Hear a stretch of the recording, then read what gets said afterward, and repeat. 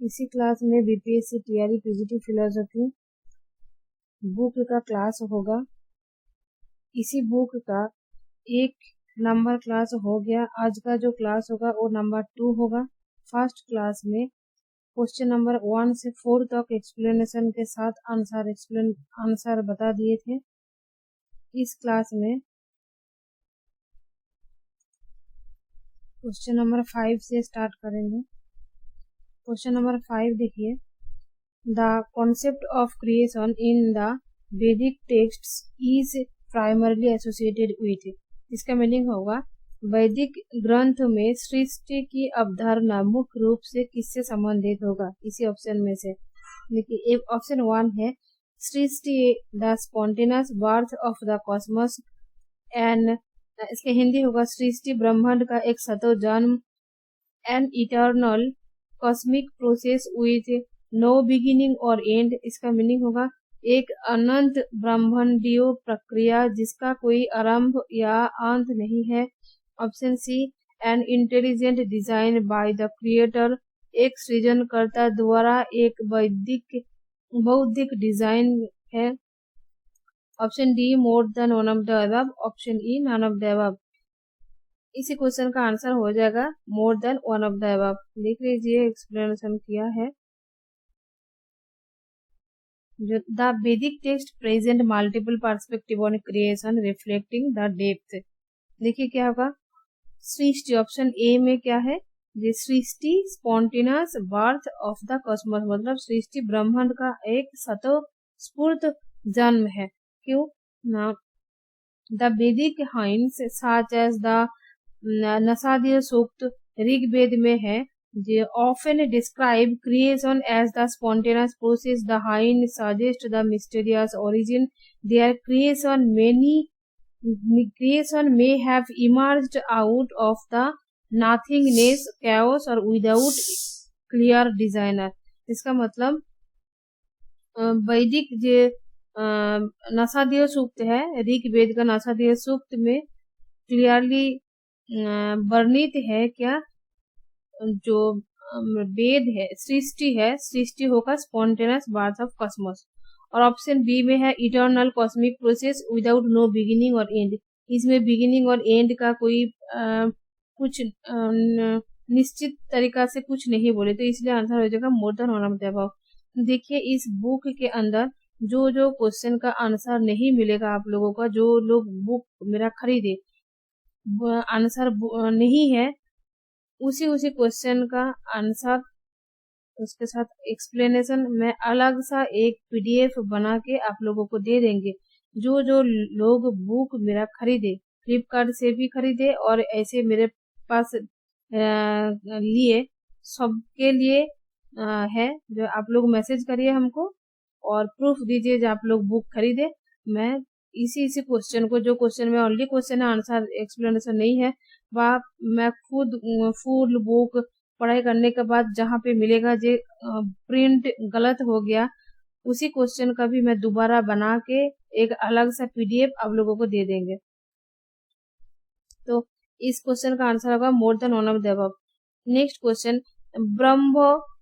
ब्राह्मण इन Upanishadic philosophy is consider, मतलब उपनिषदिक दर्शन में ब्राह्मण को किस रूप से माना जाता है।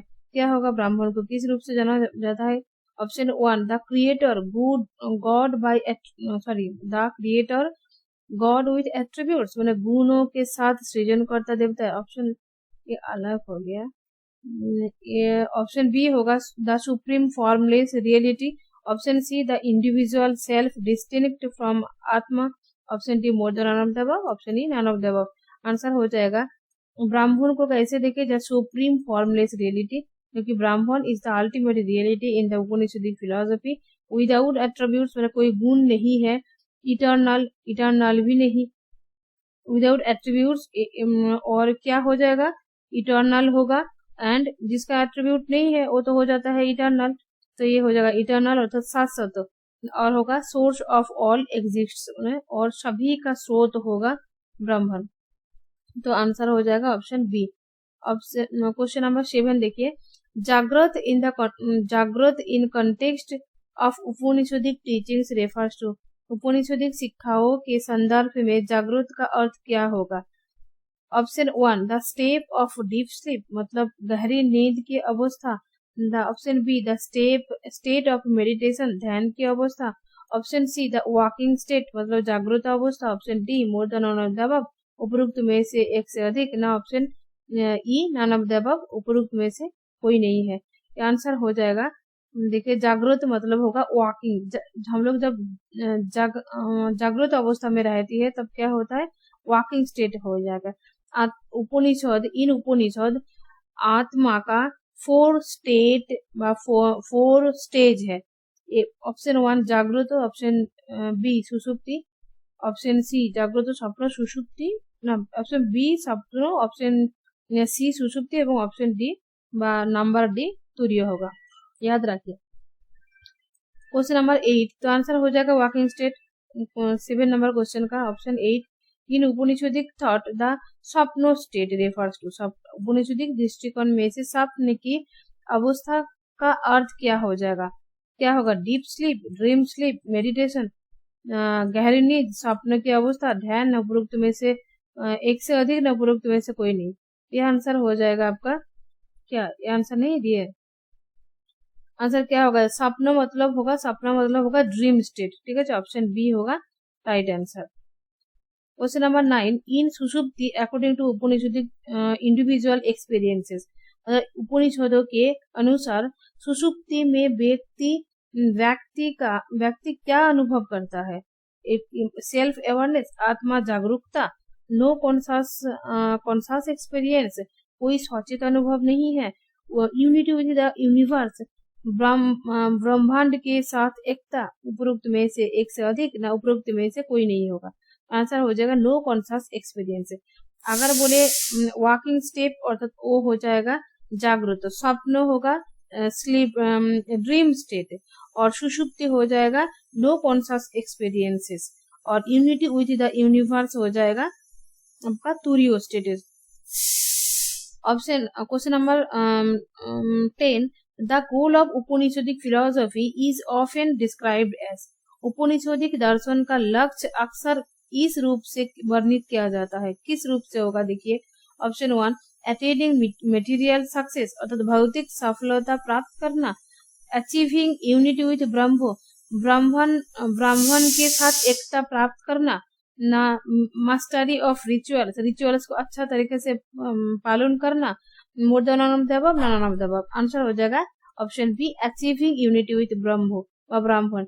उपनिषद का मेन गोल है आत्मा और ब्रह्म दोनों एक है, अद्वैत है।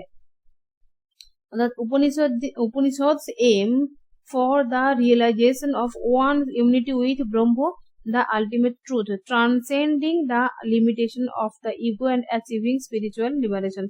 मतलब उपनिषदों का उद्देश्य व्यक्ति की महान ब्राह्मण के साथ एकता की प्राप्ति है, जो अहंकार की सीमाओं को पार कर आध्यात्मिक मुक्ति प्राप्त कर सकते हैं, प्राप्त करने का मार्ग कर सकते हैं। तो राइट आंसर हो जाएगा ऑप्शन बी। देखिए नेक्स्ट क्लास में फिर मैं चार्वाक फिलोसफी के बारे में क्वेश्चन आंसर पढ़ेंगे, और मैं पहले बता दिया और फिर और एक बार बता दी, जो लोग बुक खरीदे, जिस क्वेश्चन का आंसर नहीं मिलेगा हमको मैसेज करिए। यूट्यूब में भी मैसेज कर सकते हैं, मेरा व्हाट्सएप नंबर है, वहाँ पे भी मैसेज कर सकते हैं। वो लोगों को मैं जिस क्वेश्चन का आंसर नहीं है, एक्सप्लेनेशन नहीं है, क्वेश्चन का आंसर एक्सप्लेनेशन, इसी तरह फुल बुक का अलग सा एक PDF दे देंगे।